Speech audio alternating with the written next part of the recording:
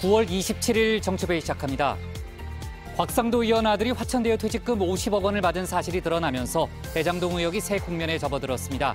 곽 의원이 관련 회사로부터 쪼개기 후원을 받았다는 의혹도 제기됐는데요. 민주당은 이번 사안을 국민의힘 게이트라고 규정했고 이재명 지사 측은 오늘 곽 의원을 검찰에 고발했습니다. 반면 국민의힘은 이재명 지사가 몸통이라며 특검 도입 주장을 이어갔습니다. 어제 열린 국민의힘 토론회 역시 윤석열 전 총장에게 집중포화가 쏟아졌습니다. 홍준표 의원이 김여정 담화와 작게 501호 같은 구체적인 외교안보 질문을 하자 윤 전 총장이 즉답을 하지는 못했죠. 홍 의원은 대통령이 되기 위한 기본 상식이 부족하다며 오늘도 비판을 이어갔습니다. 또 윤 전 총장은 유승민 전 의원과는 탄핵을 둘러싸고 설전을 벌였는데요. 자세한 내용은 잠시 후에 짚어보겠습니다. 민주당 경선 최대 승부처로 꼽혔던 호남의 선택은 1대1이었습니다. 이낙연 전 대표가 광주 전남에서 첫 승을 거두고 전북은 이재명 지사의 과반 승리로 끝났는데요. 양 캠프 간의 해석은 엇갈리고 있죠. 이 지사 측은 본선 직행을 자신했고 이 전 대표 측은 아직은 더 지켜보자는 신호라고 주장했는데 이낙연 전 대표는 중도 사퇴는 없을 거라고 선을 긋기도 했습니다. 오늘 준비한 소식 많습니다. 들어가서 본격적으로 정치부의 예문을 열겠습니다.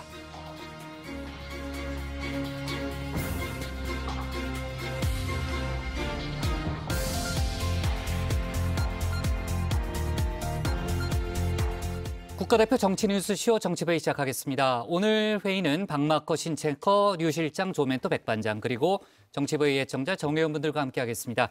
자, 언론중재법 논의를 포함해서 지금 이제 국회 상황이 유동적이니까요. 속보를 반영해가면서 회의를 진행하겠습니다. 류 실장, 주말 사이 이제 곽상도 의원 아들이 50억 원의 퇴직금을 받은 사실이 이제 확인이 되면서 여야의 공세가 좀 뒤바뀐 그런 분위기잖아요. 검찰 수사가 곧 진행될 그런 분위기라면서요. 네, 그렇습니다. 곽 의원의 아들과 화천대유 측은 정당한 지급이라는 입장이지만요. 통상의 수준을 크게 뛰어넘는 액수라서 논란이 커지고 있습니다. 여권을 중심으로 이 뇌물 의혹이 제기된 데다가 목사 전광훈 씨가 이끄는 국민혁명당이 오늘 곽 의원을 뇌물 혐의로 검찰에 고발을 했습니다. 이재명 지사 측도 곽 의원을 공직선거법 위반 혐의로 고발을 하면서 이 50억 원의 퇴직금의 성격도 철저히 밝혀달라고 요청을 했습니다. 결국 이제 퇴직금 50억 원의 성격은 검찰 수사로 가려지게 됐네요. 지금 이제 고발도 들어왔고요. 오늘 국민의힘은 성남시청을 항의 방문했고 여야의 공방은 계속되고 있습니다. 관련된 내용은 취재를 열심히 한 유정아 상황실장이 이따 이제 소개를 할 거고요. 자, 그럼 신혜원의 뉴스픽 5부터 오늘의 정치부회의 출발하겠습니다.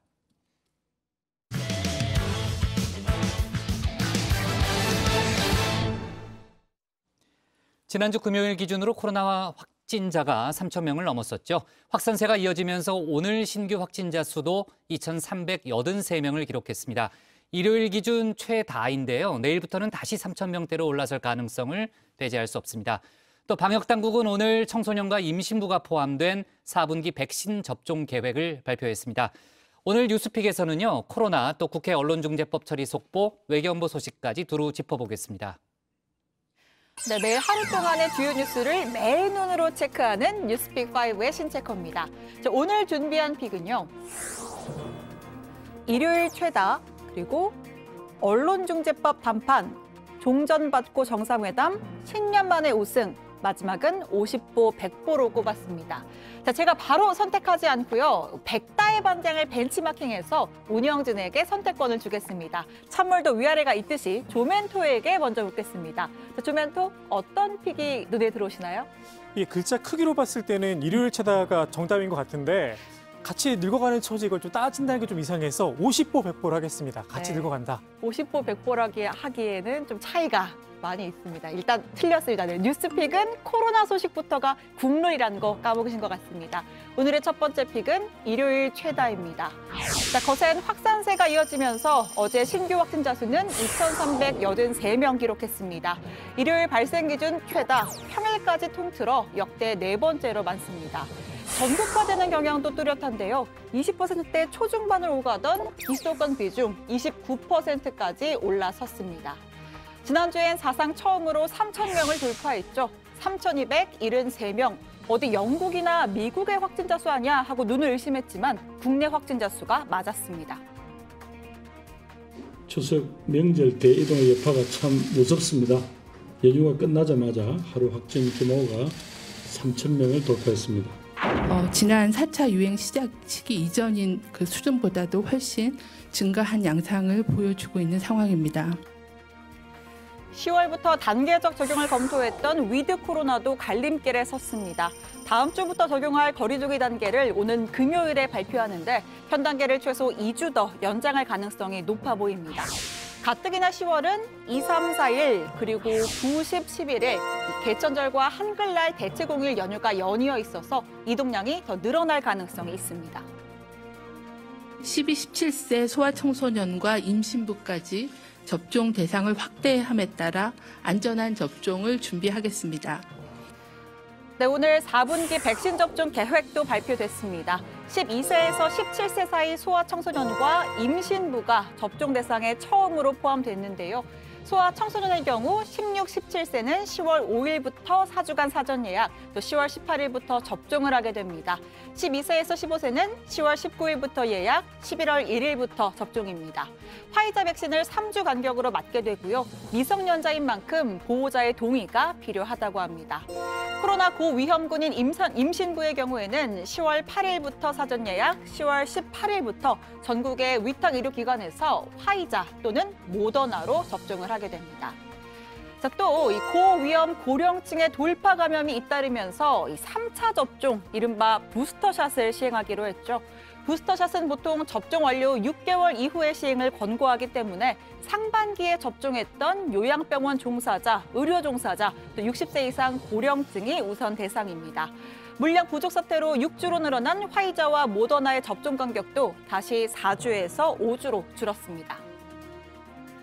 특히 10월부터 추가 접종 대상이 되시는 분은 지난 4월 1일부터 접종을 시작하신 75세 이상 어르신, 노인시설의 이용, 입소자, 종사자입니다.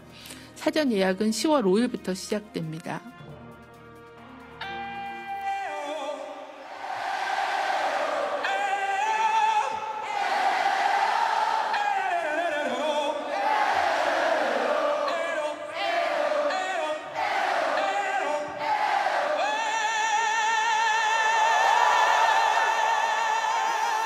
네, 갑자기 분위기 콘서트장입니다. 영화 보헤미안 랩소디가 재현한 1985년도 퀸의 라이브 에이드 콘서트 장면인데요.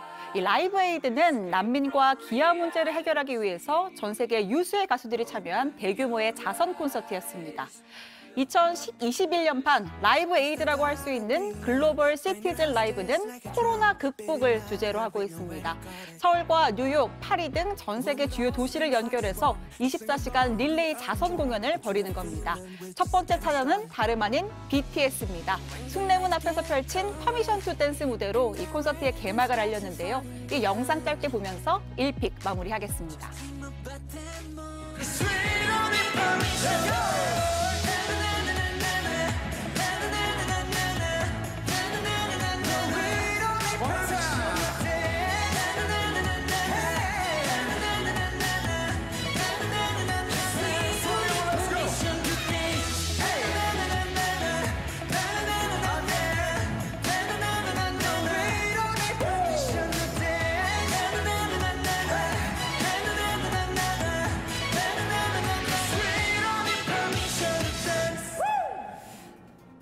갑자기 박마커의 춤동작이 좀 떠오르네요. 자, 두 번째 픽으로 넘어갈 텐데 두 번째 픽을 맞출 기회는 류정화 실장에게 넘겨보겠습니다. 네, 류 실장, 두 번째 픽 뭘까요?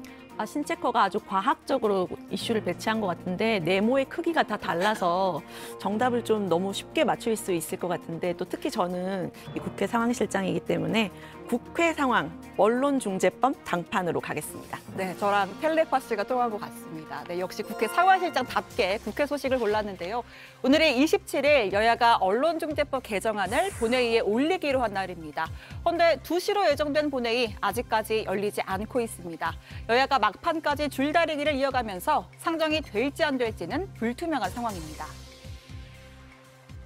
우리 파리협의체가 11차례 회의를 하면서 논의를 했는데 최종적인 결론은 못 내린 것 같은데요. 김기현 원내대표님이 이제 다 못다한 일을 좀 통 크게 해주실 거라고 기대를 하겠습니다. 오히려 거꾸로 제가 말씀드리겠습니다. 이제 저희 당이 제시한 안을 해가지고 이제 윤 대표님께서 통 크게 결단해 주시길 저는 기대하고 있습니다. 네, 오늘 오전 10시 반쯤 시작된 여야의 원내대표 회동, 또 곧바로 이어진 국회의장 주재의 회동, 도시락까지 시켜 먹으면서 논의했지만 여전히 평행선만 그렸습니다. 헤어졌다가 3시 반에 다시 협의를 진행해 나가기로 했습니다. 여야 최대 쟁점이 뭔가요? 예전에 있었던 쟁점 그대로입니다. 네, 3시 반으로 예정됐던 회동은 다시 오후 5시로 미뤄진 상황입니다. 핵심 쟁점은 징벌적 손해배상제 도입 여부인데요. 민주당은 언론 피해 구제를 위해서는 징벌적 손해배상제 반드시 필요하다는 입장이지만 야당은 언론 자유 침해와 국제사회 우려 등을 들면서 반드시 삭제해야 한다고 맞서고 있습니다. 민주당이 강행 처리를 시도할 경우 본회의의 필리버스터까지 불사하겠다는 방침입니다. 언론 재갈법은 선의로 포장되어 있지만 독재로 가는 지름길입니다. 문재인 대통령도 이러한 문제 제기에 대하여 충분히 검토할 필요가 있다고 했고 황희 문체부 장관 역시 말이 안 된다고 느꼈다고 고백하는 사실이 보도된 바 있습니다. 네, 충분한 검토가 필요하다는 문 대통령의 지적은 민주당도 간과할 수만은 없는 대목입니다. 당 내부적으로는 정치권이 대장동 의혹으로 치열하게 맞붙는 상황에서 굳이 언론중재법까지 야당의 반발을 살 필요는 없다라는 분위기도 읽히는데요. 과연 오늘 본회의에 법안이 올라올 수 있을까요? 속보 챙겨서 전해드리겠습니다. 자, 오늘의 세 번째 픽은 박마커에게 물어야 하지만 시간 관계상 그냥 제가 꼽겠습니다. 네, 세 번째로 아니네요. 똑같네요. 네, 종전받고 정상회담으로 꼽았습니다. 자, 북한 김여정 부부장이 지난주 이틀 연속 담화문을 냈습니다. 첫 번째는 문재인 대통령의 종전선언 제안에 대한 답변으로 북한에 대한 적대시 정책을 철회한다는 조건 하에 흥미로운 제안이고 또 좋은 발상이라고 답변을 했죠. 자, 이어서 두 번째 담화문에선 개인 견해를 전제로 한 뒤 상호 존중이 유지된다면 종전선언이나 남북 정상회담, 연락사무소 재설치 등을 논의할 수 있다고 밝혔습니다. 자, 이에 청와대는 북한이 과거보다 대화의 여지를 더 능동적으로 보여준 것이다. 이렇게 분석했습니다. 북한의 담화도 연속 나오고 있고 미국도 반응을 계속 발신하고 있기 때문에 문재인 대통령의 이 쏘아올린 그 공이 충분한 어떤 모멘텀을 살려가고 있고 어떤 좋은 성과로 이어질 수도 있겠다라고 하는 기대는 가지고 있습니다. 다만 박지원 수석은 북한도 유동적 상황이 있을 수 있고 때문에 김여정 부부장이 개인 의견이라고 여유를 둔 것으로 보인다고 풀이했습니다. 끊어진 남북의 통신선을 복원하는 것이 관계 개선 시나리오의 첫 번째 단계라고도 했는데요. 김여정 부부장의 전향적인 담화에도 불구하고 남북통신선 오늘도 불통이었습니다. 우리 측이 오전 9시 개시 통화를 시도했는데 아무런 응답이 없었다고 합니다. 곧 열리는 북한 최고인민회의에서 김정은 위원장이 직접 남북관계를 언급할지가 주목되고 있습니다. 자, 네 번째 픽은 조멘토가 좋아했던 50보 100보입니다. 자, 한국만 대선 국면이 아닙니다. 일본에서는 스가 요시히데 총리의 후임을 뽑는 자민당 총재 선거가 D-2일로 다가왔습니다. 일단은 기시다 후미오 전 당 정무조사회장과 또 고노다로 행정개혁 담당상의 양강구도인데요. 여론조사에서는 고노가 국회의원 지지에선 기시다가 각각 앞선 것으로 조사가 됐습니다. 그런데 후보들이 밝힌 한일 관계에 대한 인식, 역대 최악의 한일 관계를 지속해온 스가 총리와 50보 100보입니다. 자, 독도 문제에 대한 답변을 들어볼까요? 領土の意識というのを国内で高めると同時に日本の主張をしっかりと国際社会に発信をしていくということが大事だと思っております。情報戦で負けてしまっては戦いに勝てませんので、従来から国際司法裁判所への提訴など何度か試みたことがありました。もっともこれは相手が応じなければ裁判所に上がらないということで跳ね返されてきたわけですが、こういった行動もしっかり続けていかなければならないというふうに思いますし。 그나마 아베 전 총리가 지원하는 극우 후보 다카이치 전 총무상보다는 조금 나아 보입니다. 다카이치 후보는 한국이 더 이상 독도에 시설물을 세울 수 없도록 해야 한다, 이런 망언까지 했는데요. 또 4명의 총리 후보는 모두 위안부, 또 강제동원 문제와 관련해서 한국의 전적인 책임이 있다는 강경한 입장 보수했습니다. 누가 총리직에 오르든 한일 관계의 전망 녹록치는 않아 보입니다. 아까 이제 어떤 운영진이 아니죠. 어떤 정 의원분이 그 운영진들 대화하는데 복국장은 따로 휴대폰만 보고 있다, 뭐 이런 글을 올리셨는데 제가 속보를 챙기고 있습니다. 아직 이제 국회 상황은 특별한 속보가 들어오고 있지는 않고요. 곽상도 의원과 그 아들 관련한 여러 가지 이제 속보가 들어오고 있는데 그 소식은 이따 잠시 후에 저희가 예고했듯이 국회 상황실에서 자세히 짚어보도록 하겠습니다. 자, 코로나 상황을 좀 다시 한번 정리를 좀 해볼게요. 지난주에 첫 3,000명대가 나왔고 오늘은 이제 일요일 기준이기 때문에 약간 숫자는 줄었지만 그나마 이제 그마저도 역대 4번째로 상당히 많은 숫자가 나왔죠. 내일부터는 다시 3,000명대로 갈 가능성이 있다, 이런 예상이 나오고 있죠. 네, 그렇습니다. 그 방역 당국은 추석 대이동 여파가 본격적으로 반영되는 만큼 향후 1주에서 2주간 확진자 수가 크게 증가할 수 있다고 전망했습니다. 문재인 대통령은 김부겸 총리와의 주례회동에서 단계적 일상 회복 조기 달성을 위해서는 추석 연휴 이후 확진자 증가 상황 안정화가 관건이다. 총리를 중심으로 정부가 방역 대응에 총력을 기울여 달라고 당부했습니다. 자, 지금 이제 확산세는 더 커진 상황이지만 일단 10월 말에 위드 코로나 도입 부분과 관련된 여러 가지 그 계획은 그대로 추진한다는 그런 분위기죠. 네, 그렇습니다. 최근에 확진자 수가 늘고는 있지만요. 백신 접종으로 이 치명률 그리고 중증화율은 안정적으로 유지가 되고 있다면서 이 단계적 일상 회복 위드 코로나 이행을 준비하겠다는 방침을 재확인했습니다.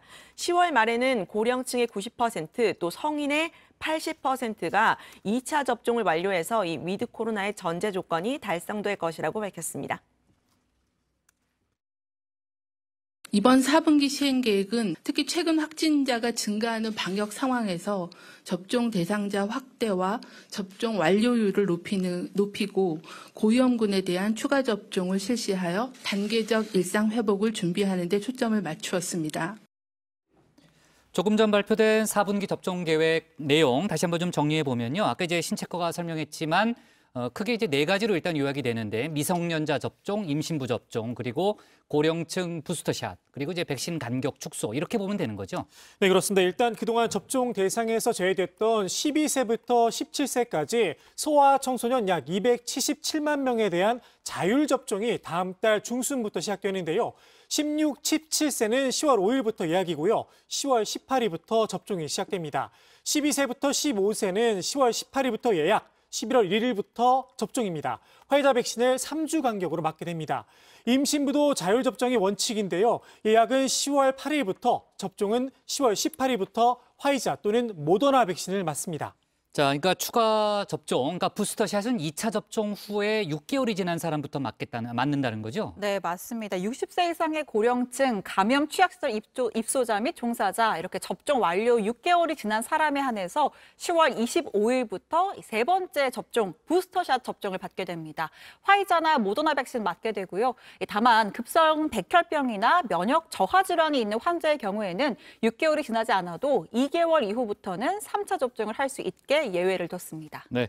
자, 이번에 이제 백신 가격을 좀 줄여줬는데요. 저는 이제 다음 주에 예정이 돼 있으니까 뭐 해당이 안 되겠지만은 그 언제 예정된 사람들까지 지금 백신 접종이 좀 당겨지는 거예요? 네, 지금 국장 말씀하신 것처럼 10월 10일 이전에 2차 접종이 예정돼 있는 분들은 그냥 그대로 맞으시면 되고요. 10월 11일에서 11월 7일 사이에 2차 접종 예정된 대상자는 간격이 6주에서 5주로 줄어드는 겁니다. 참고를 하셔야겠고요. 또 11월 8일에서 11월 14일까지의 대상자는 6주에서 4주로 2주가 단축이 되게 됩니다. 네. 자, 제가 속보를 챙기고 뭐 있었다는 거를 아직도 믿지 않으시는 정 의원분도 계시긴 합니다만 지금 이제 국회에서 속보가 들어오고 있지는 않고요. 그 언론중재법 관련해서 오늘이 이제 원래 여야가 예고했던 D-Day잖아요. 네. 여야 입장이 그야말로 팽팽하네요. 네, 그 여야가 지난달 31일에 민주당이 언론 추진해왔던 언론중재법 개정안의 상정을 미루고 이른바 8인 협의체 논의를 거쳐서 오늘 본회의에서 법안을 처리하기로 합의한 바가 있었는데요. 총 11차례의 협의체 회의, 오늘 여러 차례 여야 회동에도 불구하고 지금까지 접점을 찾지 못하고 있습니다. 핵심은 이 징벌적 손해배상제와 열람차단 청구권 도입 여부입니다. 민주당은 언론 피해 구제와 가짜뉴스 차단 차원에서 도입을 주장하고 있고요. 국민의힘은 언론 자유 및 알 권리 침해를 우려하면서 삭제를 주장하고 있습니다. 신채커, 지금 원래 그 3시 반 회동하기로 했는데 네. 그게 약간 시간이 변경이 됐다는 거죠? 그렇습니다. 오늘 오전에 원래 회동에 있었고 원래 예정된 본회의는 2시였거든요. 네. 그것도 한번 미뤄서 3시 반에 원내대표가 모이기로 했는데 여전히 좀 평행선을 그리다 보니까 네. 아예 5시로 5시? 회동을 늦췄습니다. 그럼 5분 후에 열리네요? 네, 그래서 현장 기자들에게 좀 지금 취재를 계속 해보고 있는데 오늘 본회의가 좀 열리기 어려울 것 같다 이런 네. 분위기도 좀 있다고 하고요. 네. 아무튼 원대들의 좀 결단에 달려있다. 원대회동을 지켜봐야 한다. 이런 분위기라고 합니다. 네. 자, 5시 이제 그 여야 원내대표가 만나게 되면 또 관련된 속보가 나올 테니까요. 회의 중에 저희가 관련된 속보 챙기면서 좀 진행을 하겠고요. 지난번에 이제 문재인 대통령이요, 유 실장, 그 국제사회 문제 제기를 충분히 검토할 필요성이 있다. 이런 발언을 했잖아요. 네, 그렇습니다. 이 언론중재법 관련한 얘기인데 문 대통령은 이 미국 순방을 마치고 귀국하는 중에 이뤄진 기내 기자간담회에서 언론중재법은 청와대가 주도해서 이뤄지는 입법은 아니다. 지금 언론이나 시민단체에서 국제사회에서 이런저런 문제 제기를 하고 있기 때문에 그런 점들이 충분히 검토될 필요성이 있다고 생각하고 있다라고 말을 했습니다. 민주당으로서는요, 대통령의 이 발언 고려하지 않을 수 없을 것으로 보이는데 이 관련해서 박수현 국민소통수석도 청와대는 여야 간 갈등이 지속이 되면 예산을 비롯한 다른 입법 처리가 원활하지 않을 수 있는 상황에 대해서 우려를 하고 있다. 이런 말도 한 적이 있습니다. 네. 자, 신체커가 고른 오늘의 원픽은 뭡니까? 네, 오늘은 코로나로 잡겠습니다. 12세에서 17세, 또 임신부도 10월부터 접종, 10월 말 위드 코로나 준비입니다.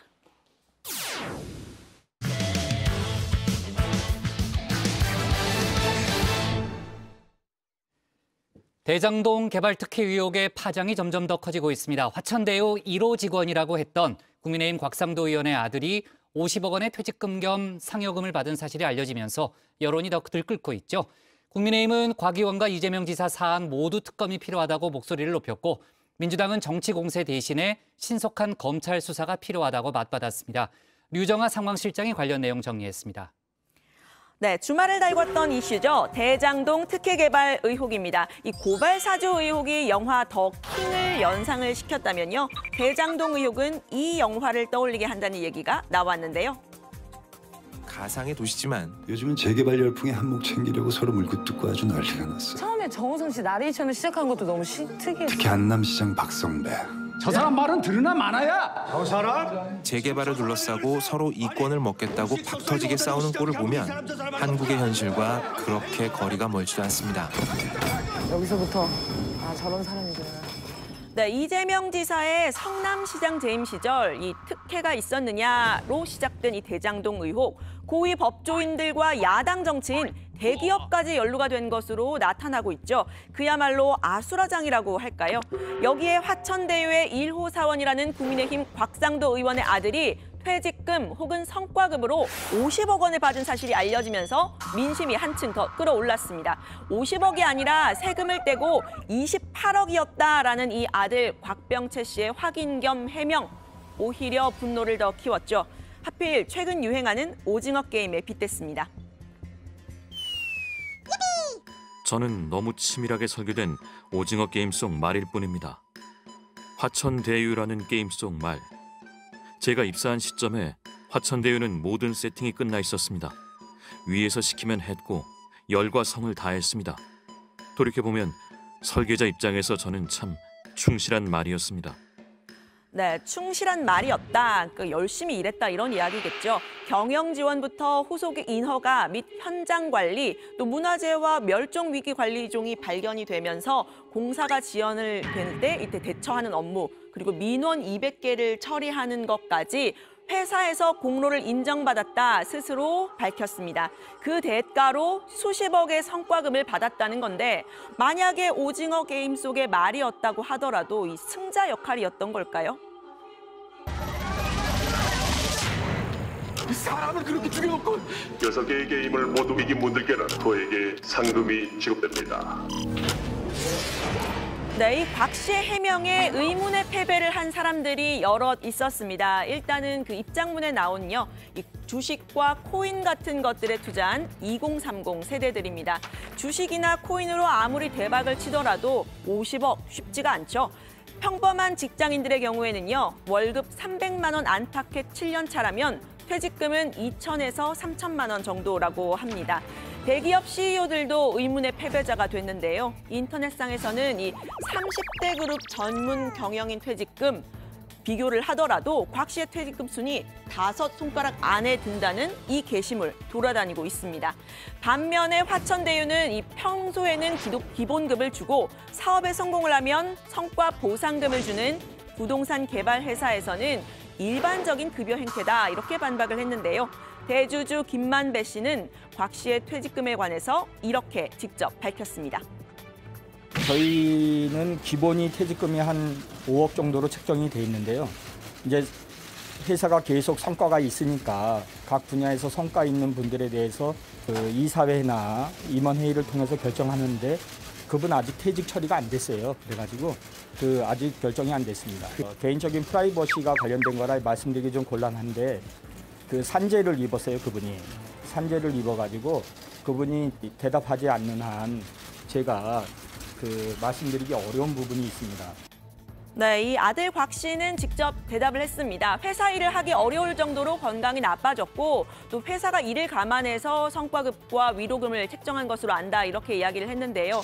참 안타까운 이야기이긴 하지만 그렇다고 하더라도 이 화천대유 감사 보고서를 살펴보면요, 회사 전체가 지난 6년간 지급한 급여 총액과 거의 맞먹는 금액을 곽 씨에게 지급을 했다는 건데 석연치가 않다는 지적이 나옵니다. 아들 곽 씨는 아버지 곽상도 의원의 소개로 화천대유에 입사했다, 이렇게 스스로 밝혔는데요. 이재명 지사 측은 지나치게 많은 퇴직금, 대가성 뇌물이 아니었는지 밝혀야 한다고 했습니다. 아빠 찬스 때문인지 몰라도 무려 200배의 퇴직금을 받았습니다. 아들이 받은 퇴직금 50억 원이 우회 투자에 대한 대가인지, 공영개발 저지에 대한 로비의 대가인지, 아니면 정치적으로 뒷배를 봐주고 대가를 받은 것인지 곽상도 의원은 직접 밝혀야 할 것입니다. 네, 이 아빠 찬스라는 단어요. 사실 정치권에서 가장 많이 쓰던 사람 중 한 명이 곽상도 의원입니다. 문재인 대통령의 아들 문준용 씨 저격수로 통했죠. 대통령 아들이 아빠 찬스 누리고 사는데 야당 국회의원이 일일이 확인하니 불편합니까? 문 대통령 임기가 종료되면 그마저 끝날 것이니 그때까지 자숙하시기 바랍니다. 네, 곽 의원은 준용 씨 말고도요, 문 대통령의 어린 외손자에게까지 공세를 폈습니다. 문 대통령 외손자 서모 군이 서울대 어린이병원에서 진료를 받았다고 합니다. 당시 병원에 경호원으로 보이는 사람이 함께 왔었다는 병원 관계자의 전언에 의하더라도 경호원을 동원할 수 있는 누군가가 도와준 것입니다. 네, 곽 의원이 주로 문제 삼았던 부분은요, 이 예술계에 종사하고 있는 이 준용 씨가 지원금을 받았는데 이 부분이 대통령 아들에 대한 특혜 아니냐, 이런 부분이었습니다. 여기에는 이 문화예술을 정치 논리로 재단한다, 이런 비판도 나왔었는데요. 뜻밖의 곽 의원의 아들 역시 디자인 전공자였습니다. 다만 준용 씨와 달리요, 이 부동산 관련 자산 관리 업체 화천대유에 취업을 한 부분이죠. 아들이 이 화천대유 직원임이 밝혀지자 곽 의원은 겨우 250만 원 월급 받은 직원일 뿐이라고 감쌌는데 이 50억 퇴직금 논란까지 불거지자 이 준용 씨가 나섰습니다. 아들이 받은 돈이라 아빠는 모른다는 식으로 대응하지 말라, 이렇게 일침을 나는데요. 결국 곽 의원은 탈당계를 냈습니다. 선거를 앞두고 당에 부담을 주지 않기 위해서 탈당계를 냈다라고 하는데 의문의 패배를 당한 이 보통 사람들에 대한 사과나 위로보다는 당 걱정이 더 컸던 듯하죠. 네, 이재명 지사는 역시나 국민의힘 게이트라면서 비판의 날을 세웠습니다. 곽상도 의원 탈당? 꼬리를 잘라도 도마뱀은 도마뱀입니다. 국민의힘 토건 비리 커넥션은 여전히 변함없습니다. 곽상도 50억 뇌물 의혹뿐이겠습니까? 네, 그런데 이 아들 곽 씨의 퇴직금 존재와 액수에 대해서 국민의힘이 미리 알고 있었다는 얘기가 나왔습니다. 최소 추석 전부터 알고 있었는데 그 월급 250만 원만 언급을 하면서 사태를 축소하려고 했던 것 아니냐 이런 의혹까지 제기가 됐습니다. 이제 국민의힘 일부 인사들이 2주 전쯤, 그러니까 최소 추석 전에는 이 사안을 인지하고 있었던 것으로 저희가 취재가 됐는데요. 특히 그 김기현 원내대표의 경우에는 이 사실을 알고 그 곽상도 의원을 직접 불러서 자세하게 이제 얘기를 들은 것으로 확인이 됐습니다. 네, 김 원내대표는 당시 관련 제보 그리고 곽 의원의 해명을 직접 들었다 이렇게 인정을 했는데요. 민주당은 화천대유는 누구 거냐 이렇게 날을 세웠던 김 원내대표가 뻔뻔한 것 아니냐고 비판을 했습니다.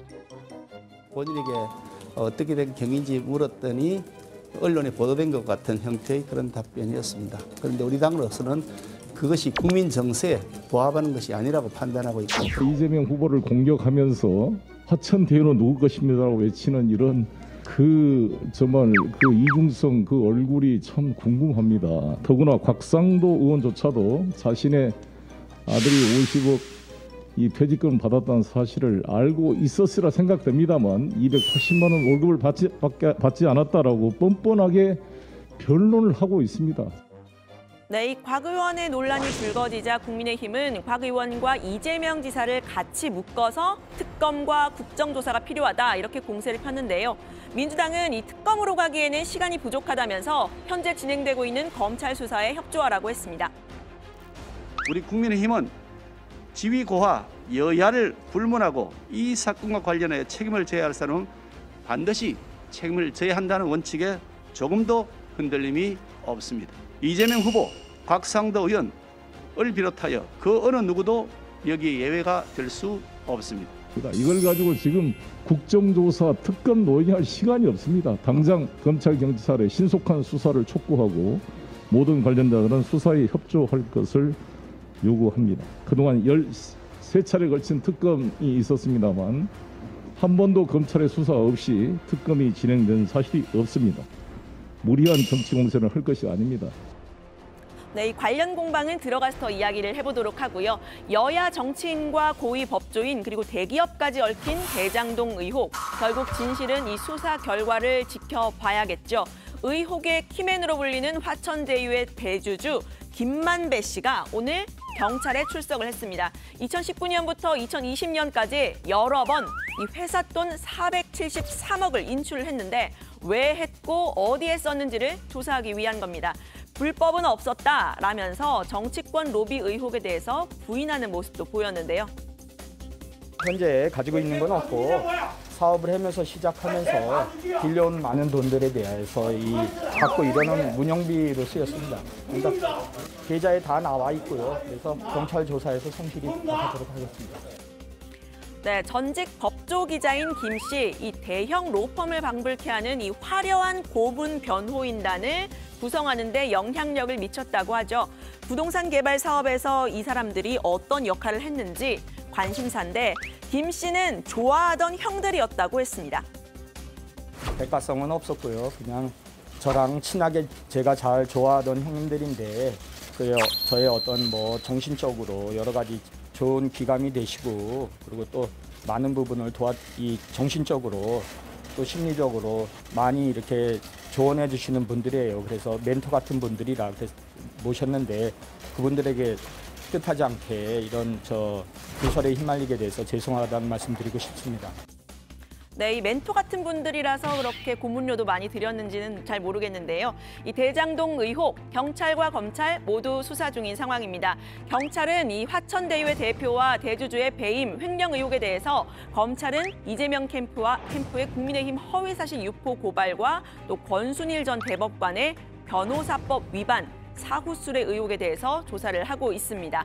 박범계 법무부 장관 역시 오늘 아침 출근길에서 이 특검보다는 검찰이 신속하게 진상규명을 하는 것이 합당하다 이런 입장을 밝혔는데요. 이 사건의 선거법 위반의 핵심은 지금 권 의원님께서 말씀하신 그 화천대유의 소유자가 누구냐 또 배임이라는 표현을 쓰셨는데 그것은 결국 특혜를 줬는지 그 여부기 때문에 이 고발 내용을 확인하는 과정에서 저는 사건의 진상이 규명이 될 거라고 생각합니다. 네, 이재명 캠프는 오늘 곽상도 의원을 검찰에 추가 고발을 했는데요. 이재명 후보가 대장동 개발을 불법으로 진행해서 부당 이득을 취득했다라는 허위 사실을 주장했다는 겁니다. 곽상도 의원의 아들 곽병채 씨의 퇴직금 50억 이슈가 되면서 같은 회사의 직원이죠. 박영수 특검에 따른 퇴직금을 얼마나 받았을까 관심사인데 일단 대장동 아파트 한 채는 분양을 받았다고 합니다. 관련 소식 들어가서 더 이야기를 해보겠습니다. 오늘 발제는 이렇게 정리합니다. 나는 오징어 게임 속 말일 뿐. 곽상도 아들 해명 역풍. 김만배 정치권 로비 없다. 네, 다뤄볼 내용이 많은데요. 일단 본격적인 얘기를 하기 전에 이제 지금 들어온 속보 몇 가지만 좀 정리를 하고 가겠습니다. 좀 많네. 한 3가지만 좀 얘기를 할게요. 간단히. 먼저 이제 그 화천대유 대주주 김만배 씨가 이제 그 곽 의원의 아들이 이제 50억 원의 퇴직금을 받은 부분이 산재를 당한 게 영향을 미쳤다 이렇게 설명을 했잖아요. 조금 전에 이제 민주당 송옥주 의원실 자료에 따르면요. 근로복지공단이 밝힌 내용인데 5년간 그 화천대유 쪽에서 산재 신청 기록은 하나도 없었다. 뭐 이런 얘기를 했다고 하네요. 이제 관련된 속보가 조금 전에 나와서 하나 좀 얘기를 하고요. 자, 그리고 이거는 그 서울경제가 보도한 내용인데 이제 화천대유 감사 보고서를 분석을 해봤더니 이제 그 성과급 계약이 있었다라는 설명이 있었는데 그 성과급 부분은 회계상에 전혀 잡혀 있지 않았다. 그러니까 계약이 거짓이거나 회계 부정 가능성이 있다라는 그런 내용의 보도를 했는데 이 부분은 저희가 좀 추가로 확인을 해서 내일 다시 한번 이야기를 하겠습니다. 자, 그리고 이제 곽상도 의원이 조금 전에 SNS에 글을 하나 올렸는데요. 그 이재명 지사 측이 오늘 고발도 했잖아요. 추가 고발도 했는데 그 대장동 개발 사업의 주인은 이 지사다 이렇게 주장을 하면서 무고죄에 해당이 돼서 이제 법적 대응을 검토하고 있다라는 취지의 글을 올렸다고 합니다. 네, 아무튼 관련돼서 여러 가지 이제 속보가 좀 쏟아지고 있으니까요. 관련된 내용들 속보 계속해서 반영해 가면서 회의를 진행하겠습니다. 자, 5시가 넘었으니까 언론중재법 부분도 지금 얘기를 하고 있겠네요. 신체과가 그건 좀 챙기고 있죠. 네. 자, 역시 이제 오늘 속보부터 좀 얘기를 해보겠습니다. 오늘 화천대유 대주주 김만배 씨가 정치권 로비는 없었다 이런 취지의 발언을 했는데 물론 이제 로비를 입증하는 그런 내용은 아닙니다만 화천대유 관계자들이 곽상도 의원에게 정치적 후원금을 보낸 사실은 확인이 된 거죠. 네, 그렇습니다. 이성문 대표뿐 아니라 화천대유 관계사인 천화동인 4호, 남욱 변호사와 5호, 정모회계사 등이 이른바 쪼개기 후원으로 총 2,500만 원을 후원했다는 의혹인데요. 문화일보가 2016년부터 19년까지 국회의원 고액 후원자 명단을 근거로 보도를 했습니다. 이 대표는 2016년과 2019년 500만 원씩을 후원했고요. 남 변호사와 정 회계사는 2017년에 각각 500만 원을 후원했습니다. 남 변호사의 아내로 알려진 인물의 이름도 확인이 됐는데요. 2016년 500만 원을 후원했다고 합니다. 곽 의원의 아들은 2015년 6월에 입사했는데 공교롭게도 그 이후에 후원이 지속적으로 이어진 겁니다.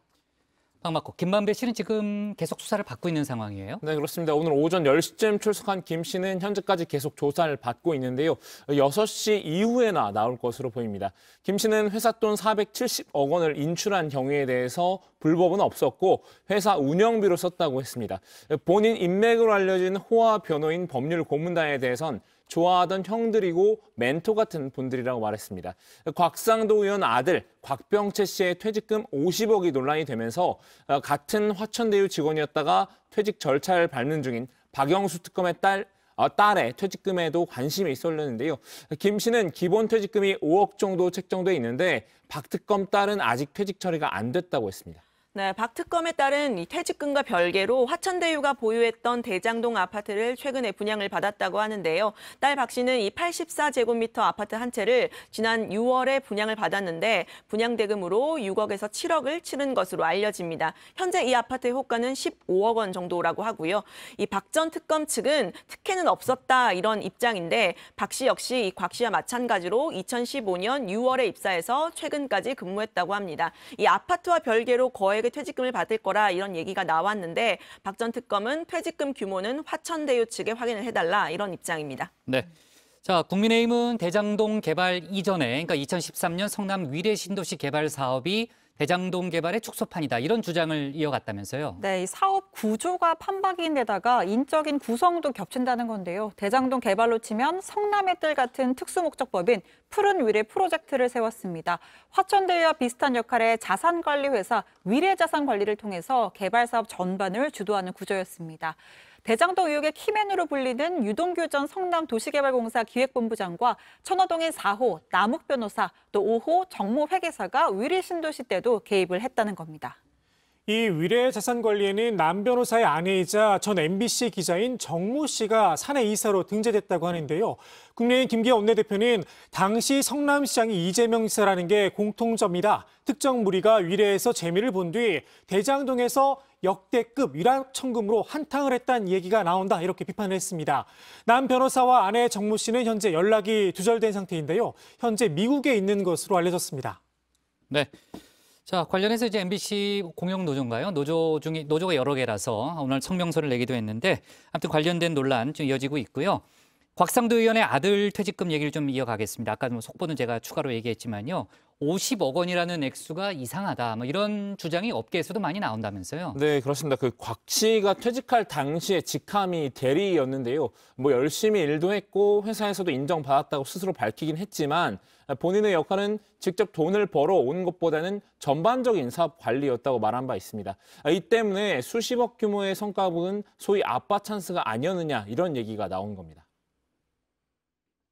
돈 벌어오는 프론트가 아니라 백오피스인데 저렇게 주는 사장은 없다라는 반응에 대해서 이게 진짜인 것 같다. 합리적인 금액이라는 반응도 있었습니다. 아빠가 민정수석 출신의 국회의원인 걸 본인 곽병채의 인프라로 본다면 가능하다.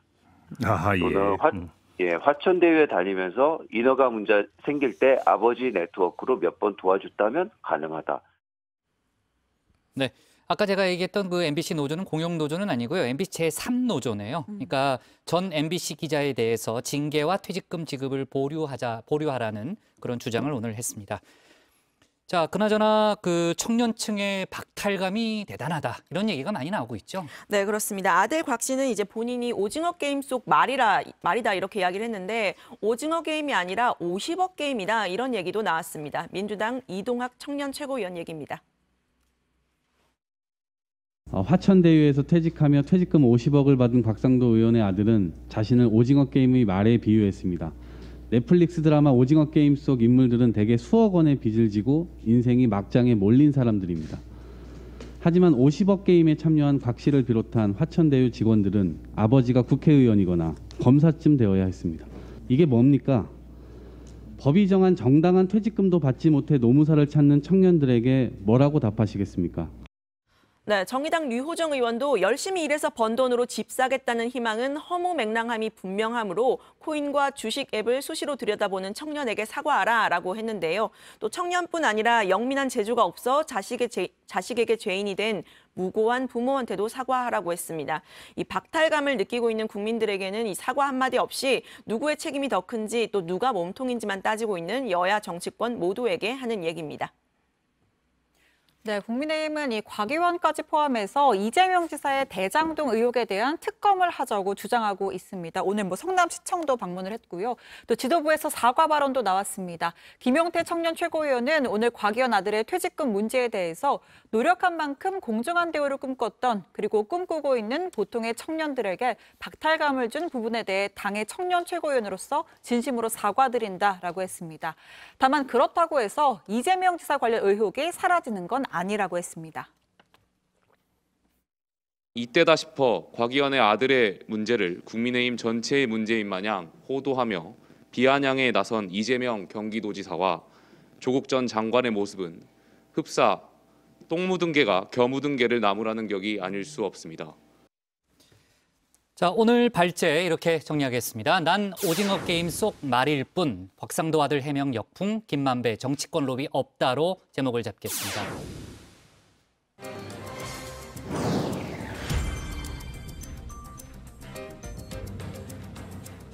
네, 놓쳐선 안 될 뉴스들을 쉽고 빠르게 전해드리는 백다혜의 이 시각 다정회입니다.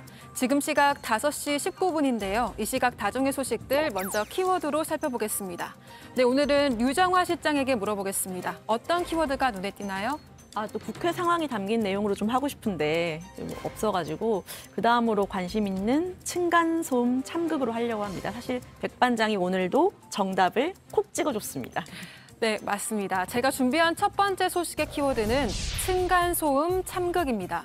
전남 여수의 한 아파트에서 30대 남성 A씨가 이웃의 흉기를 휘둘러 2명이 숨지고 2명이 크게 다쳤습니다. A씨가 흉기를 휘두른 이유는 바로 층간소음 때문이었는데요. 경찰 조사에서 A씨는 층간소음 때문에 말다툼을 벌이다 화가 나 흉기를 휘둘렀다고 진술한 것으로 알려졌습니다. 이로 인해 40대 부부가 현장에서 숨졌고 이들 부모인 60대 부부는 중상을 입었습니다. A씨는 범행 직후 경찰에 연락해 자수했고 자신의 집에서 붙잡혔습니다. A씨는 최근 층간소음 문제로 관계기관에 신고한 적이 있는 걸로 알려졌는데요. 경찰은 A씨에 대해 추가 조사를 한 뒤 구속영장을 신청할 계획입니다. 다음 소식의 키워드는 오세훈 송치입니다. 파이시티 사업과 관련해 허위 사실을 언급한 혐의로 경찰 수사를 받아온 오세훈 서울시장이 검찰에 송치됐습니다. 파이시티 사업은 서초구 양재동에 복합 유통단지 개발로 추진됐지만 인허가 과정에서 특혜 논란이 불거졌는데요. 오 시장은 선거운동 중이던 지난 4월 한 토론회에서 파이시티 사업은 자신의 재임 시기에 인허가한 게 아니라는 취지로 말했습니다. 그러자 시민단체들은 해당 주장은 허위 사실이라며 오 시장을 공직선거법 위반 혐의로 경찰에 고발했는데요. 경찰 측은 오 시장을 서면으로 조사했고 압수수색 결과와 자료, 판례 등을 종합해 최종 송치했다고 밝혔습니다. 마지막 소식의 키워드 보겠습니다. 네, 면도 금지입니다. 아프가니스탄을 다시 장악한 탈레반이 온건한 정부를 구성하겠다고 한 약속과는 다르게 공포 통치 행보를 보이고 있습니다. 이번에는 이발사들에게 면도 금지령을 내린 건데요.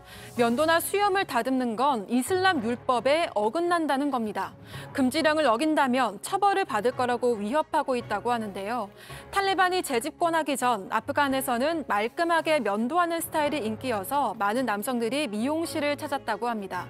이번 면도 금지령으로 이발사들은 생계를 위협받고 있다며 호소하고 있는데요.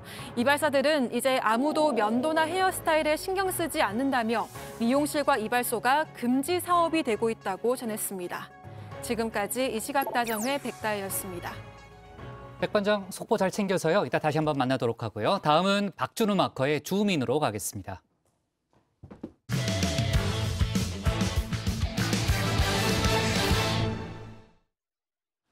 여야 대선 소식 차례로 짚어보겠습니다. 먼저 국민의힘 쪽인데요. 어제 국민의힘 대선 경선 3차 TV 토론회가 열렸죠.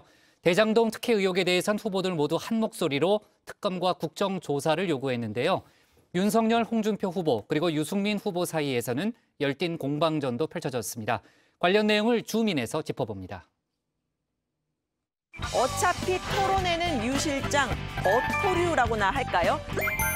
저는 어토류로서 즐거운 마음으로 토론을 기다렸는데요.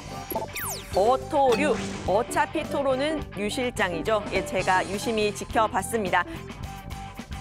어토류, 요새 류 실장이 밀고 있는 말인데요. 안타깝게도 여기 있는 운영진들과 그다음에 출석률 높은 정의원 몇몇 분들을 제외하고는 아무도 못 알아듣는 하나만한 말이기도 하죠.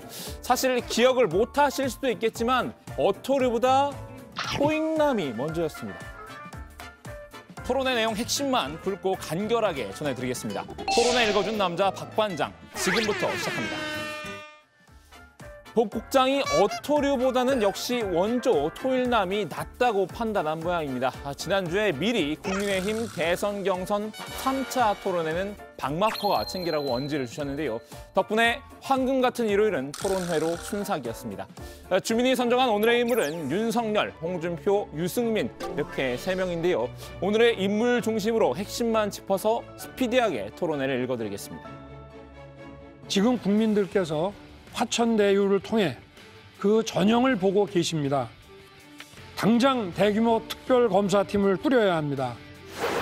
특검을 해야 됩니다. 특검을 하지 않으면 그거 실체 밝히기가 어렵습니다.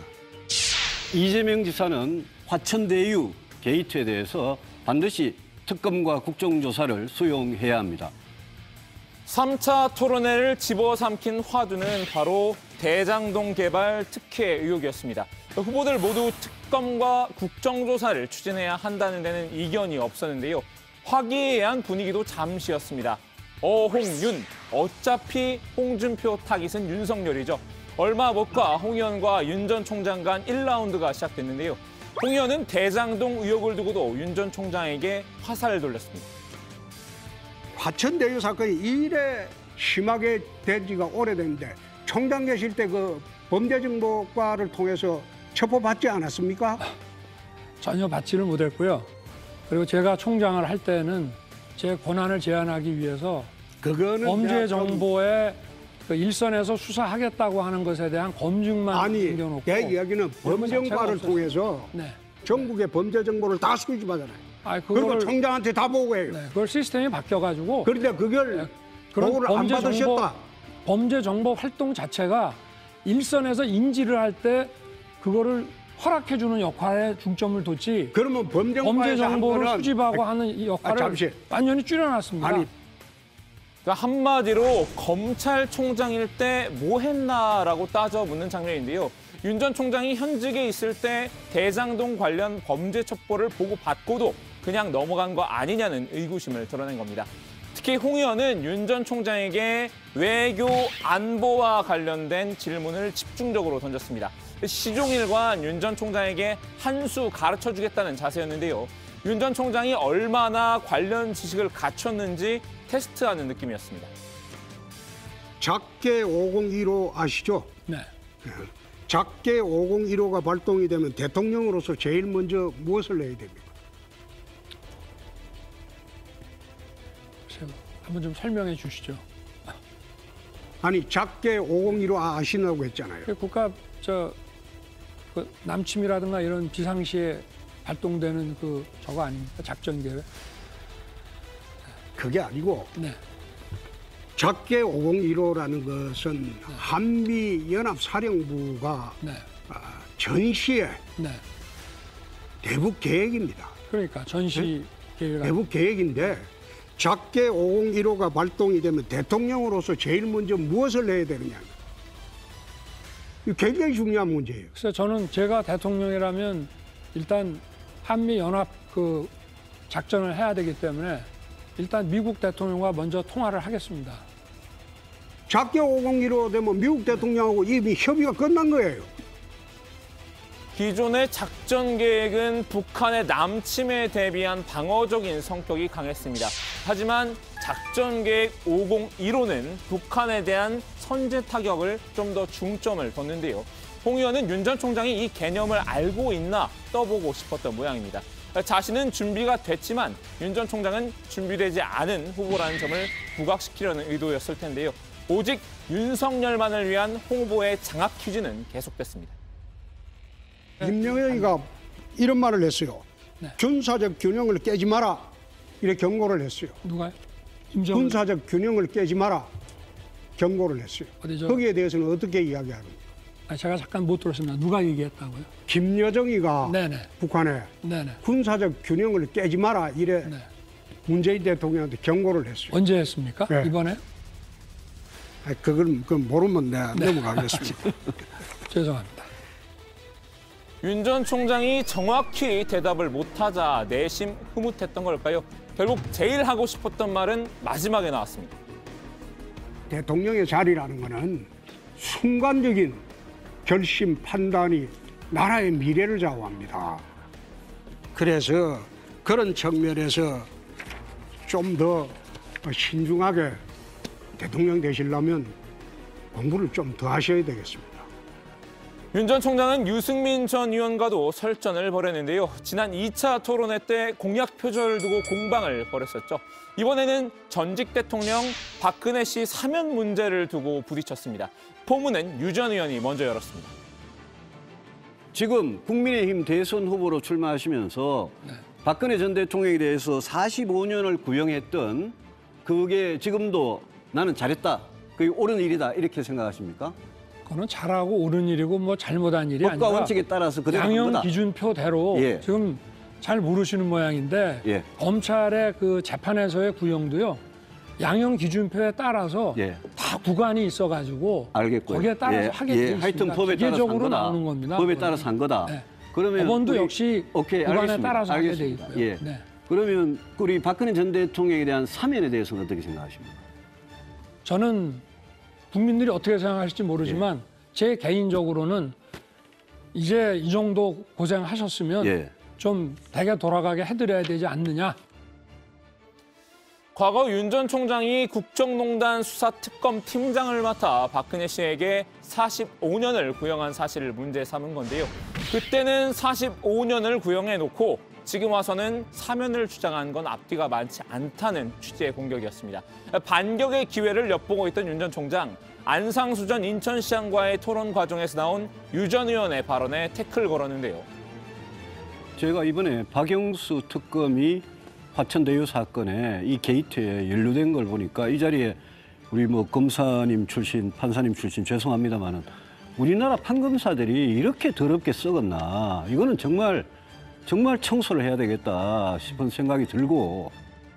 팔은 안으로 굽기 마련인가 봅니다. 유 전 의원이 판검사를 비판하니 윤 전 총장이 순간 발끈하며 끼어든 겁니다. 유 전 의원이 성급한 일반화의 오류를 범했다고 말이죠. 일반적으로 판검사를 지칭해서 그렇게 말씀을 하시면 정말 묵묵하게 정말 자기를 희생해 가면서 법과 원칙을 지켜나가는 사람들에게 하실 말씀이 아니고 아니, 화천대유 사건이 연루된 판검사 출신을 이야기하는 건데 뭘 그러세요? 어차피 화천대유도 판검사가 수사하고 재판해야 됩니다. 유 전 의원의 공격 대상은 비단 윤 전 총장만이 아니죠. 최종 목표는 따로 있는데요. 홍준표가 윤석열을 따라잡고 그다음에 유승민이 홍준표를 따라잡아서 네, 바로 홍준표 의원입니다. 홍 의원, 지난 토론회에서 유 전 의원의 영린을 건드렸는데요. 유 전 의원이 가장 싫어하는 단어가 하나 있죠. 제가 입에도 담기 싫은 단어가 배신자입니다. 저는 한 번도 나라와 국민을 배신해 본 적이 없습니다. 그럼 배신자 프레임을 계속 안고 나가시겠다. 홍 후보님 같은 분이 어떻게 보면 진정한 배신자죠. 그렇게 말을 바꾸면 그게 배신이지. 그런데 그게 소신입니까?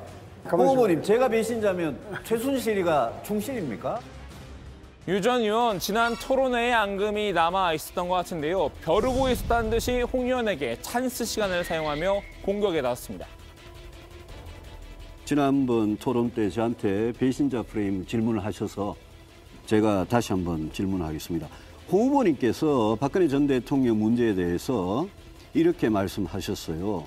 박근혜 대통령이 춘향인 줄 알았더니 알고 보니까 향단이었다. 그다음에 허접하고 단순한 여자였다. 탄핵당해도 싸다. 이렇게 말씀을 해놓고는 몇 년이 지나고는 요번에 구미 박정희 전 대통령 생가에 가셔가지고는 그 우리 공화당 분들한테 이제 환영을 받으시고 거기에서는 박근혜 탄핵 잘못됐다 이렇게 발언을 하셨어요. 어느 홍준표 후보가 진짜 홍준표입니까? 자, 내가 그건 답변할게요. 예. 춘향인 줄 알았는데 향날이었다. 그거는 국민들이 그래 생각했다는 그 뜻이고. 배신자는 자기가 아니라 때에 따라 태도를 바꾸는 홍 의원이라고 맞선 건데요. 홍 의원, 유 전 의원의 역습에 기분이 상당히 언짢았나 봅니다. 결국 홍그리버드가 등장했습니다.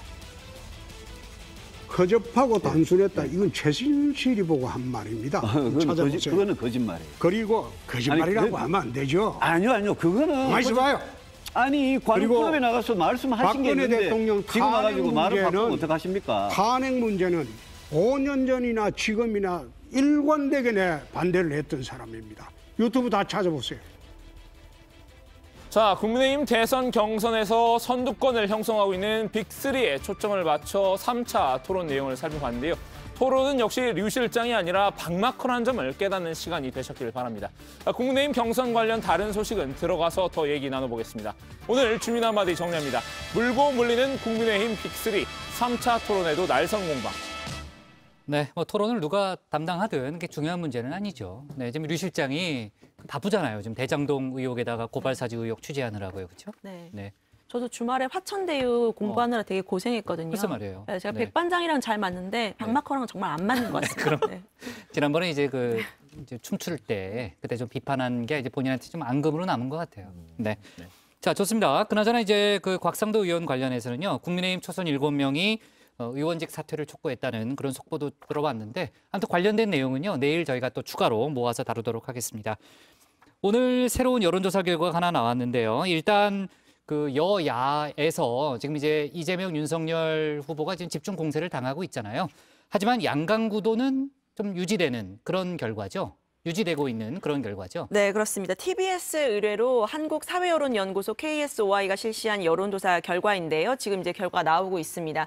차기 대선 후보 적합도 여론조사 결과 이재명 지사가 30%, 윤석열 전 검찰총장이 27.1%를 기록했습니다. 이 지사의 적합도는 일주일 전 조사에 비해서 6.4%포인트 상승을 했는데요. 반면에 윤 전 총장은 1.7%포인트 하락했습니다. 오차 범위 내이긴 하지만요. 이 지사는 일주일 전에 이 윤 전 총장에게 내주었던 1위 자리를 이번에 다시 탈환을 한 겁니다. 대장동 의혹을 둘러싼 이 국민의힘의 총공세가 계속되고 있는데 오히려 이제 지지층의 결집이 나타나면서 이 지사의 상승세로 이어진 것으로 분석이 됩니다. 네, 이어서 범보수권 후보 적합도 여론조사 결과도 살펴보겠습니다. 지금 화면 나오고 있는데요. 윤 전 총장이 29.7%, 홍 의원이 29.5%를 나타내며 초접전 양상을 보였습니다. 윤 전 총장과 홍 의원의 차이는 0.02%포인트로 5주째 오차 범위 내 경합을 벌인 것으로 나타났습니다. 그 뒤를 이어서 유승민 전 의원 10.1%, 안철수 국민의당 대표 2.9% 순이었습니다. 네. 자, 윤석열 전 총장을 향한 홍준표 의원의 공격이 매섭잖아요. 아까 이제 TV 토론 장면에서도 보였고 오늘도 관련 공방이 이어졌습니다. 페이스북에 잇따라 글을 올렸죠.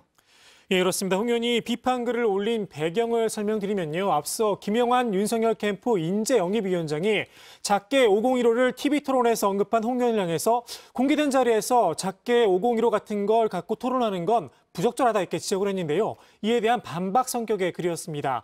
홍 의원은 자기 후보의 무지는 탓하지 않고 벌떼처럼 군사 비밀 운운하는 건 캠프의 무지도 스스로 폭로하는 것이라면서 부동산 비리 연루 참모에 아들 갑질 논란 참모에 장모 아내 비리 의혹에 본인 고발 사주 의혹까지 그냥 조용히 계시라 쏘아붙였습니다. 네, 홍 의원은 작게 5015는 2016년 만들 당시에부터 언론에 공개가 돼서 일반화되어 있는 안보 상식이다. 김여정 대남 협박 내용도 모르는 그 후보의 안보 무지는 더더욱 놀랍다. 이렇게 지적했습니다. 이어서 김종인 위원장이 파리떼가 들끓고 있다는 말이 괜히 한 말이 아닌 듯 하다면서 참모들은 그냥 조용히 계시라. 그게 그나마 후보를 도와주는 거다. 떠들면 떠들수록 후보의 비리 의혹과 무지만 더 부각된다고 비꼬았습니다. 네. 자, 유승민 전 의원은 오늘 또다시 대구를 갔는데요. 9월 들어서만 벌써 세 번째입니다. 저희도 이제 토론 때도 얘기를 했지만요. 배신자 프레임을 돌파하기 위한 그러니까 일종의 정면 돌파라고 볼 수 있을 것 같고요. 원희룡 전 지사는 오늘 인천에 방문했고 거기서 이제 이재명 지사도 비판하면서 본인의 공약을 또 발표했습니다. 전 지사가 요즘 이제 계속해서 새로운 공약을 내놓고 있잖아요. 자, 좋습니다. 관련된 내용 저희가 짚어봤고요. 오늘 주민 제목은 이렇게 정리하겠습니다. 국민의힘 대선 주자 빅3 물고 물리는 토론의 난타전으로 제목을 잡습니다. 다음은 조익신 멘토의 톡 쏘는 정치입니다.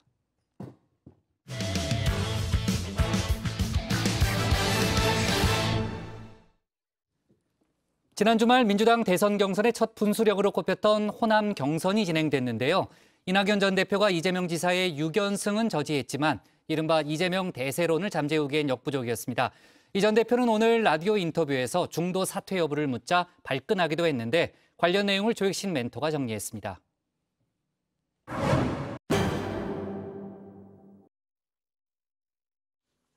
민주당 대선 경선의 첫 분수령이라는 평가를 받았죠.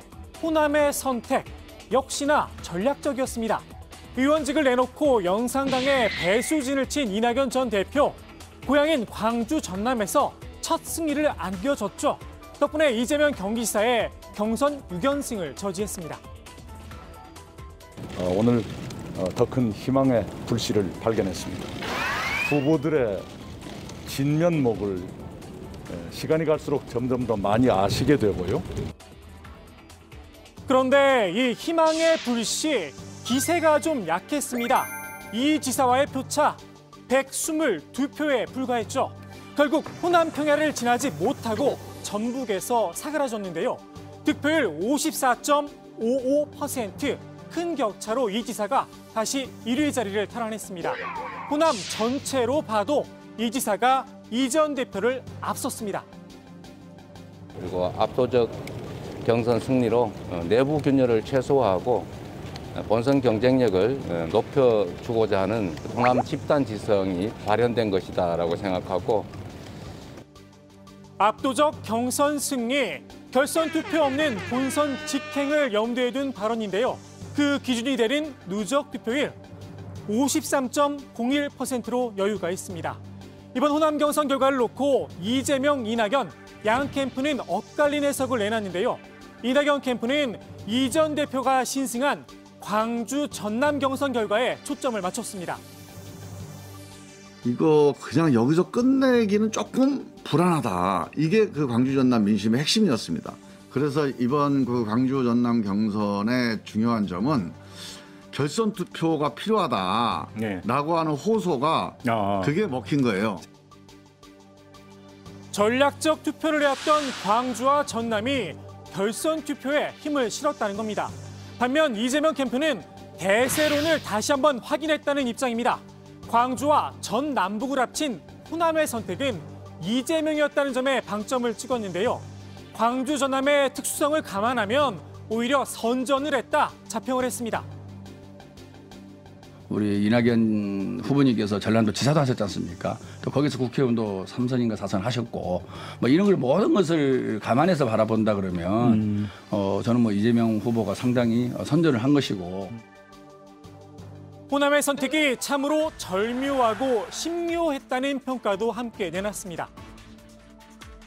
이낙연 후보에 대한 체면도 살리고, 그다음에 이재명이 대세다라고 하는 그 기조도 바꾸지 않았기 때문에 그래서 토요일 날은 절묘하고 그다음에 일요일 날은 아주 신묘한 결과가 나온 것이 아닌가.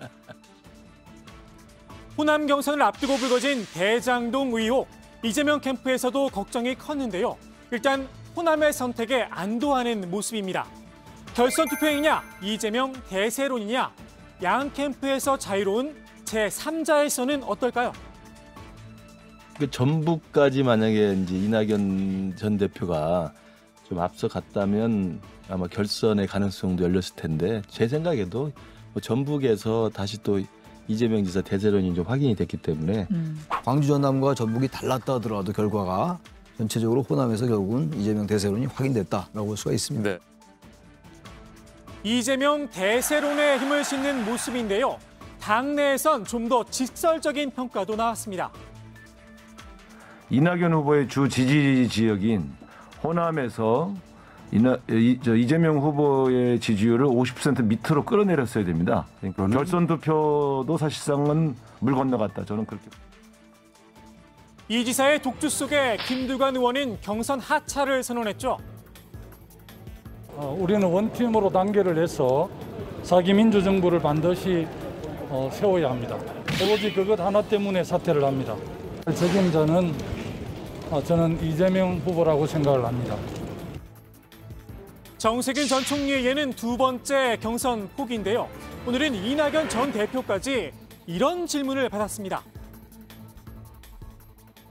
최소한 이낙연 후보님 의지에는 변함이 없다, 이렇게 보면 됩니까? 그런 질문을 마구 하십니까? 미안하지 않으세요?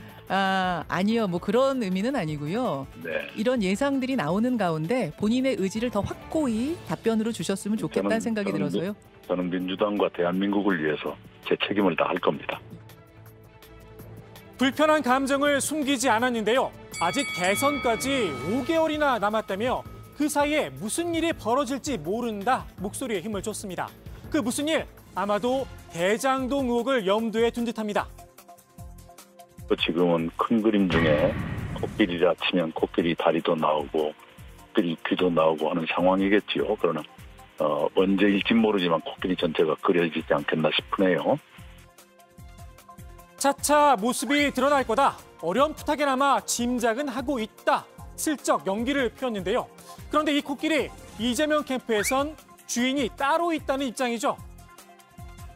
대장동 개발 사업과 관련해서 뭔가 부정한 이익이 공유되지 않았나. 그 주체가 이재명이다라고 하는 맹공이 있었는데 네. 오히려 자꾸 캐명할수록 국힘 관련자들만 나오게 되고 네. 첫 번째로 드러난 그 내용은 바로 퇴직금 50억이었던 것이거든요. 이낙연 캠프에선 이번 주말 50만 명이 참여하는 2차 슈퍼위크 투표에 희망을 걸고 있는데요. 사실상 이번 대선 경선의 마지막 분수령이 될 거란 분석입니다. 이재명 지사 경선 와중에 예능 나들이에도 나섰는데요. 주고받는 덕담 속에 뼈 있는 농담도 오갔습니다. 지금 보이는데 점이 여러 군데 있다라며 이른바 김부선 스캔들을 슬쩍 건드리자 부모님께 물려받은 훌륭한 유산이 있다. 온몸에 점이 없다는 것이라며 우회적으로 받아넘겼습니다. 예능이라서 그런 걸까요? 예전보다 반응이 많이 유해졌습니다. 소위 말하는 스캔들에 대해서 이제 그 얘기는 이제 그만합시다 이렇게 말씀하셨는데 제가 혹시 바지 한 번 더 내릴까요? 이 지사는 나에게 윤석열이란 질문도 받았는데요. 반드시 이겨야 할 경쟁자다 이렇게 답을 했습니다. 그래서일까요? 시청률 경쟁에서도 질 수 없었나 봅니다. 지난주에 윤 전 총장도 같은 프로에 출연했는데요. 시청률 9%로 7.4%를 기록했던 윤 전 총장을 제쳤습니다. 지지율에 일일비하지 않는다고 했다가 거짓말 탐지기에 딱 걸렸던 이 지사, 내심 좋아하고 있지 않을까 싶습니다. 오늘 일요일엔 이낙연 전 대표 편이 방송되는데요. 하필 2차 슈퍼위크 투표 결과가 발표되는 바로 그날입니다. 경선 결과가 아무래도 시청률에 영향을 미치지 않을까 싶은데요. 광주 전남에서 느꼈던 승리의 짜릿함 다시 한번 느낄 수 있을까요? 오늘의 톡손 한마디 이 노래로 정리합니다.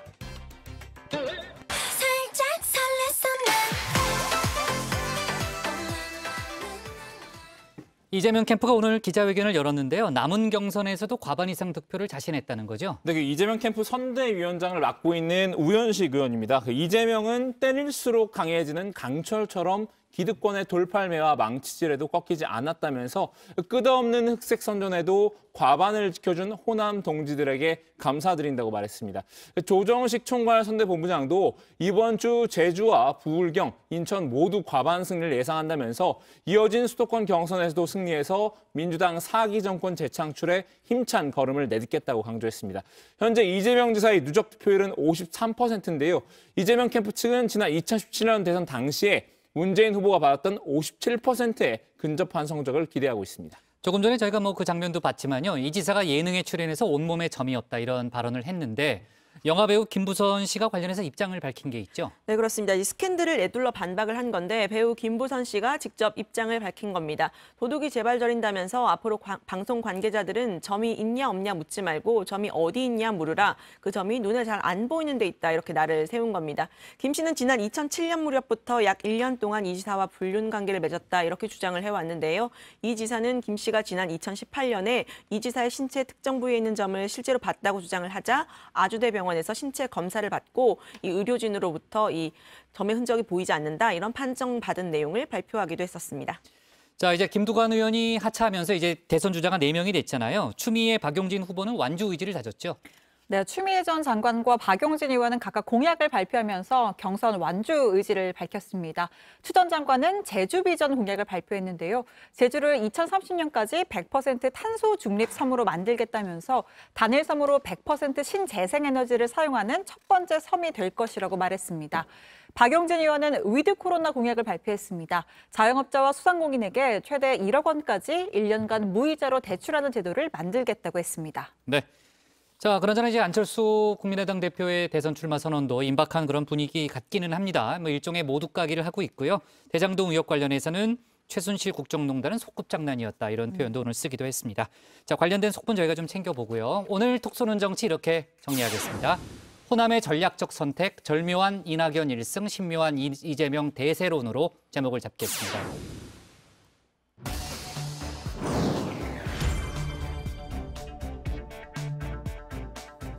이 시각 다정회 백다혜입니다. 현재 시각 5시 49분인데요. 어떤 소식이 들어와야 되는지 살펴보겠습니다. 문재인 대통령이 오늘 개식용 금지를 신중하게 검토할 때라는 입장을 밝혔습니다. 김부겸 국무총리와의 주례회동에서 유기 반려동물 관리체계 개선과 관련한 보고를 받고 이 같은 뜻을 전한 건데요. 문 대통령은 토리, 마루 등 반려견들과 함께 생활하는 애견인으로 알려져 있죠. 지난 2018년에는 문 대통령의 딸 다혜 씨가 반려견 토리를 개식용 반대 집회에 데려가 눈길을 끌기도 했습니다. 대선을 앞둔 정치권에서도 개식용 금지 논의가 시작되고 있는 가운데 정부는 오는 30일 유기 반려동물 관리체계 개선 방안을 확정해서 발표할 예정입니다. 네, 이어서 잠시 후 썰전 라이브에서는 대장동 개발 의혹이 갈수록 확산되고 있습니다. 이번에는 화천대유의 직원이었던 곽상도 의원의 아들이 거액의 퇴직금을 받아 논란이 되는데요. 논란의 쟁점부터 대선 경선 열기까지 여야 의원들의 열띤 토론이 이어질 예정입니다. 계속해서 많은 시청 부탁드리겠습니다. 네, 지금까지 이시각다정회 백다혜였습니다. 네, 언론중재법 속보는 내일 다뤄야 되겠네요. 아직까지 추가 속보가 들어오지 않고 있습니다. 오늘 정치부에는 여기까지 하겠습니다. 저희는 내일 오후 4시 반에 다시 찾아뵙겠습니다. 토론 챙겨요. 알겠습니다. 네, 한 번만 더 챙겨.